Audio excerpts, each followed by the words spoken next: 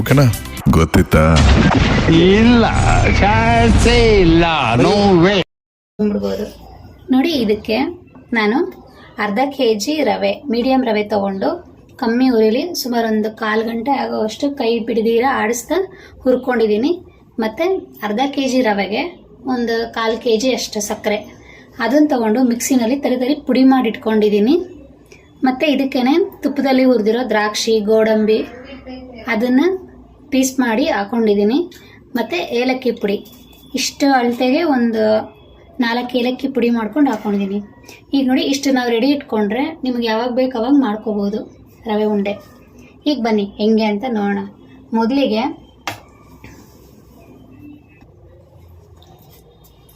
ಈಗ ನಾವು ಈ ತುಪ್ಪನ ಒಂದು ಪಕ್ಕಕ್ಕೆ ಇಟ್ಕೊಳ್ಳೋಣ.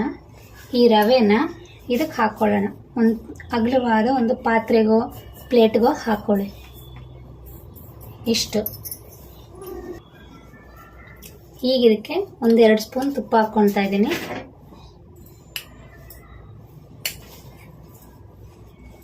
ಮತ್ತು ಕಾಯಿಸಿರೋ ಹಾಲು,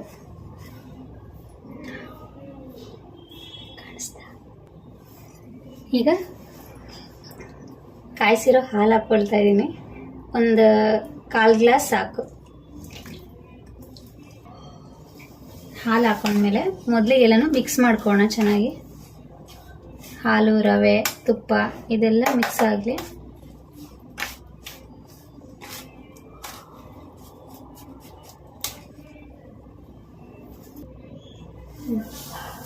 ಈಗ ನಾವೆಲ್ಲನೂ ಹದವಾಗಿ ಮಿಕ್ಸ್ ಮಾಡ್ಕೊಳ್ಳೋಣ. ಈ ರವೆ ಉಂಡೆ ನೀವು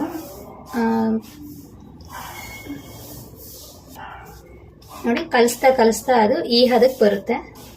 ಸ್ವಲ್ಪ ಹಾಲು ಉಗುರು ಬಿಸಿನೇ ಇರಲಿ. ಎಲ್ಲ ಕ್ಲೀನಾಗಿ ಮಿಕ್ಸ್ ಮಾಡ್ಕೊಳ್ಳಿ.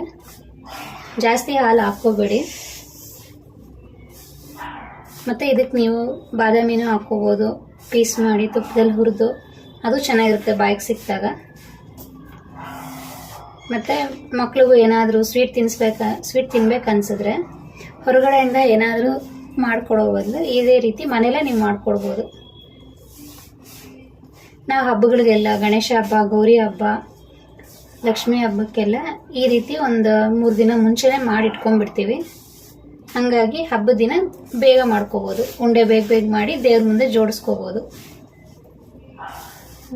ನೋಡಿ ಹಿಂಗಾಗಿದೆ. ಈಗ ಇದನ್ನು ಉಂಡೆ ಕಟ್ಟೋಣ. ನಿಮ್ಗೆ ಯಾವ ಸೈಜ್ ಬೇಕೋ ಆ ಸೈಜ್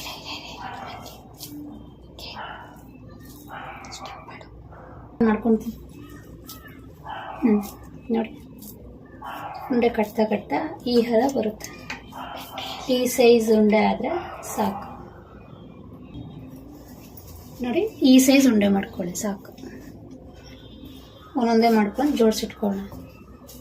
ಸ್ವಲ್ಪ ಹಿಂಗೆ ಹಿಸ್ಕೋವಾಗ ಪ್ರೆಸ್ ಮಾಡಿದ್ರೆ ಕ್ಲೀನಾಗೋದು ಅಂಟ್ಕೊಳ್ಳುತ್ತೆ, ಉಂಡೆ ಆಗುತ್ತೆ.